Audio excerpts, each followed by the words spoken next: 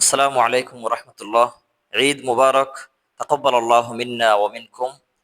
মুশাহিদিন আল কিরাম, সম্মানিত দর্শক মণ্ডলী, এই আজকে খুব গুরুত্বপূর্ণ একটা জিনিস নিয়ে কথা বলতে চাচ্ছি। সেটা হলো, অনেকেই সন্দেহ করে গরুর লেজ খাওয়া যাবে কিনা। সমাজে দেখা যায় অনেকেই গরুর লেজ অপছন্দ করে, খাওয়া যাবে না, অনেকেই হারামও বলতে শুনেছি আমি। তো গরুর ভুঁড়ি অনেকেই পছন্দ করে না, এটা নিয়েও অনেকেই সন্দেহ করে খাওয়া যাবে কিনা। আমাদেরকে প্রথমে জানতে হবে, হালাল জন্তুর ৬টি অঙ্গ খাওয়া বৈধ নয়। প্রিয় নবী সাল্লাল্লাহু আলাইহি সাল্লাম এগুলো অপছন্দ করতেন, বিধায় আমরা এগুলো থেকে বিরত থাকবো, এগুলো খাওয়া উত্তম নয়। ১ নাম্বার হচ্ছে প্রবাহমান রক্ত।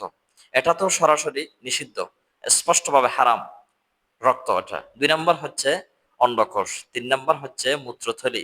৪ নাম্বার হচ্ছে পিত্ত।